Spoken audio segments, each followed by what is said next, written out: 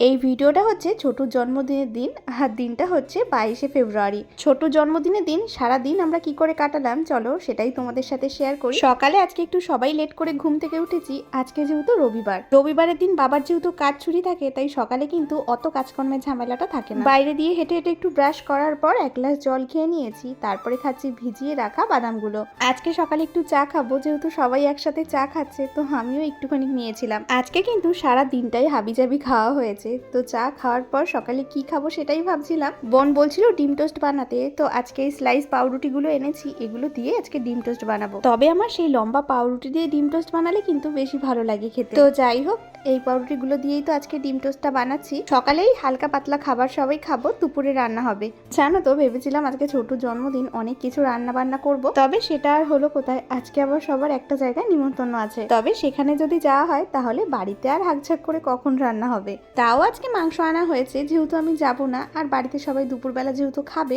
আমি বসে বসে তো সব মশলাপাতি গুছিয়ে নিলাম। তারপরে বাবা এদিকে আবার একটা ডাব কেটে দিয়েছে, এই ডাবের জলটা খেয়ে যাব হচ্ছে রান্নাঘরে গিয়ে ভাত চাপিয়ে দিয়ে এদিকে মশলাটা কষানো শুরু করে দিয়েছি। মাঝে বোন একবার গেছিল বাজার থেকে এই যে ছোটর জন্য কেক এনেছে, যেহেতু বিকালে বাড়ি থাকবে না। আর আজকে না গোটা মুরগি এনেছিল, তো আজকে গোটা মুরগিটা বাড়িতে বসে ছাড়িয়ে কাটা হয়েছে। ঝাল শুদ্ধ মাংস রান্না করলে খেতে যে কি ভালো লাগে। মাই আজকে মাংসটা রান্না করেছে, তো আমি এখানে বসে বসে একটা আখ খাচ্ছিলাম। আমাদের বাড়িতে না বেশ অনেক আখ হয়েছে, তবে আখ কখনো খাওয়া হয় না এই ছাড়ানোর আলসেমিতে। মায়ের মাংস রান্না প্রায় হয়ে গেছে, তো এক পিস খেয়ে দেখতে বলছিল যে নুন ঝাল ঠিক আছে কিনা। আমিও আবার সেটা একটু খেয়ে দেখছিলাম। তারপরে গেছিলাম ঘর ঝাড় দিতে। ঘর ঝাড় দেওয়ার পর যাবো হচ্ছে স্নান করতে। এদিকে মা আবার দেখছি বাবার একটু চুলটা কেটে দিচ্ছে। আর আজকে দুপুরে রান্না হয়েছে এখানে কচু দিয়ে মাছের তরকারি, চিকেন কষা, আর এদিকে করা হয়েছে টক। আমার চুলের অবস্থা ভীষণই খারাপ হয়ে গেছে, তো আমি না সবসময় মাথায় তেল দিয়ে রাখি। আমি যেহেতু সবার আগে স্নান করেছি, হাতে বেশ কিছুটা সময় ছিল, তাই বসে বসে ভাবছিলাম একটু নখগুলো সব পরিষ্কার করি। তবে এইভাবে বসে নখ কাটা বা পরিষ্কার করতে আমার কিন্তু ভীষণ অসুবিধা হয়।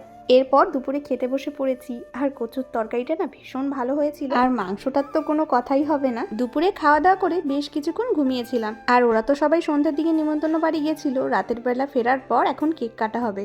এই যে ছোটুর জন্য এই কেকটা আনা হয়েছে, আর মা কিন্তু এদিকে পায়েসও বানিয়েছিল। এই যে ছোটু দেখতে দেখতে কত বড় হয়ে গেল।